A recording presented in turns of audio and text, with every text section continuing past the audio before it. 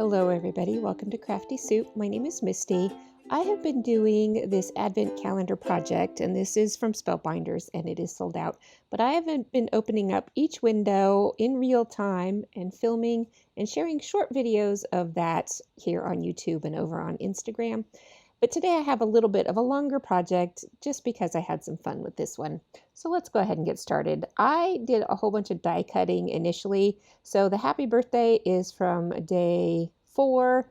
The balloons and gnomes were from day 6, and the mailbox and all the little envelope pieces were all from day 1. So just those 3 days of the Advent calendar was enough to give me a great project. I did cut a stitched card front with a Lawn Fawn die set because I don't have a Spellbinders card front die.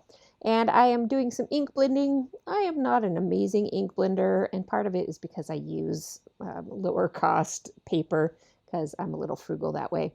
But after I've got it ink blended with some Distress Oxide ink, I am using my Tim Holtz Distress Sprayer and giving it just a gentle squeeze, and that will leave bigger spatters and it will reactivate the ink to give it that fun spattered look. And so I set that aside to dry, and while that is drying, I will go ahead and assemble all my die cut pieces. This did take a little bit of time, which I won't make you watch the whole process, but die cutting everything ahead of time and then having this puddle of glue sitting beside me on a piece of wax paper helps speed up this whole process quite a bit.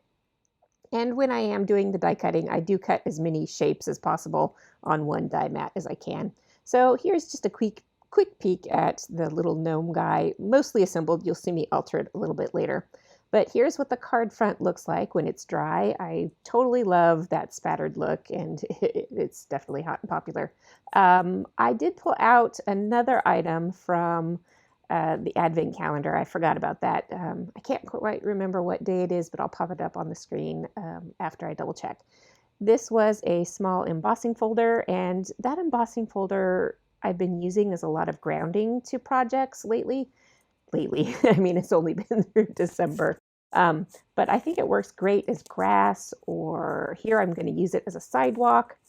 At any rate, you saw me go ahead and back that little gnome with an extra piece of green because his hat has some holes in it, which are an optional element to this die set. I did go ahead and cut those holes, and I did back it with green. And red and green are my husband's favorite colors for odd reasons.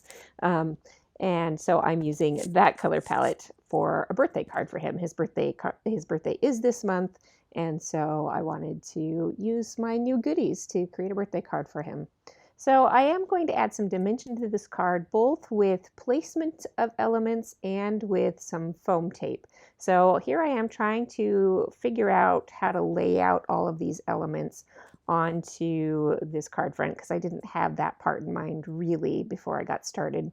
So you will see me move things around quite a bit. I did die cut a whole bunch of envelopes because I wanted to create the mood of just like showering him with letters of love. So that is why I have so many of those. And I do have a whole bouquet of these star balloons that is a part of that gnome die set.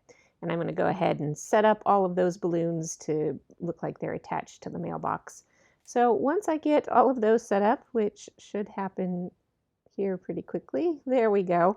All those balloons are set up. So I have got that mailbox popped up on foam dots, and I set it lower on that grounding strip, that, quote unquote sidewalk strip.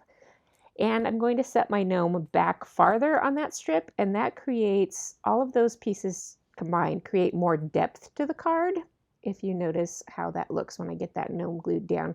So that is one little quick tip. If you're trying to add more interest to a card, you can create depth that way with the visual depth as well as the foam dot, adding depth and dimension.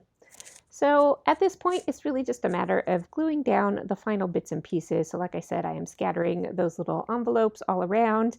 And while those little envelopes did take quite a bit of time to die cut and glue because there's like 3 little pieces for each one, I think it was worth it because I think the added interest that it brings to this card is a lot of fun. So there you go. That is a longer format project using these Advent supplies, and I do hope to get back with at least 1, maybe 2 more of these longer format videos by the end of the month. After Christmas is over, I'll have a little bit more time to do that before we reset for January. So until then, I hope you have an artful day.